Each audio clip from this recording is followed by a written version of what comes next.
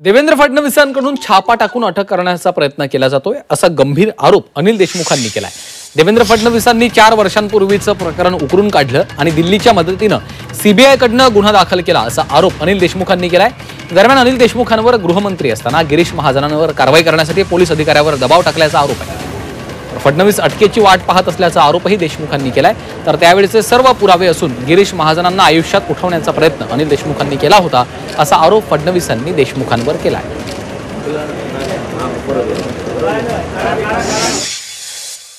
माझ्यावर देवेंद्र फडणवीस यांच्या कृपेने केव्हाही रेड होऊ शकते किंवा मला अटक होऊ शकते ही माझी माहिती आहे।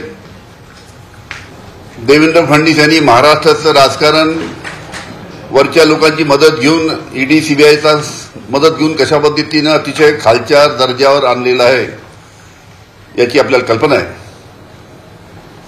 त्याच्यामुळे या सीबीआयने जो एफआयआर माझ्यावर दाखल केलेला आहे त्या बाबतीत देवेंद्र फडणवीस यांना सांगू इच्छितो की तुम्हाला जी कारवाई करायची आहे, ज्या पद्धतीने रेड टाकायची आहे किंवा मला अटक करायची आहे, अनिल देशमुख त्याच्यासाठी तयार आहे। सहानुभूती मिळवण्याचा केविलवाणा प्रयत्न या व्यतिरिक्त याला काही संबोधता येत नाही।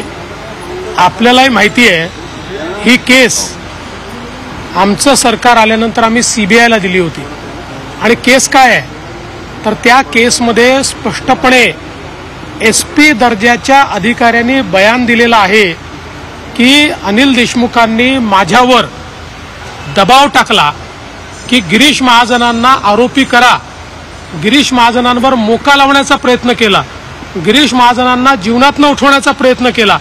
आता त्याचे सगळे पुरावे हे एसपीनी त्या ठिकाणी दिलेले आहेत, पोलीस अधिकाऱ्यांनी दिलेले आहेत, त्याच्या नोंदी त्या काळच्या त्यांनी दिलेल्या आहेत, वरिष्ठांना जे कळवलं होतं ते त्यांनी त्या ठिकाणी दिलेलं आहे।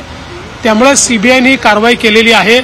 खरं म्हणजे त्यांना पहिल्यांदा या गोष्टीचा विचार केला पाहिजे की कुठलीही चूक नसताना गिरीश महाजनांना जीवनातनं उठवण्याचा प्रयत्न जो त्यांनी केला, त्यांनी गिरीश महाजनांची पहिल्यांदा माफी मागितली पाहिजे।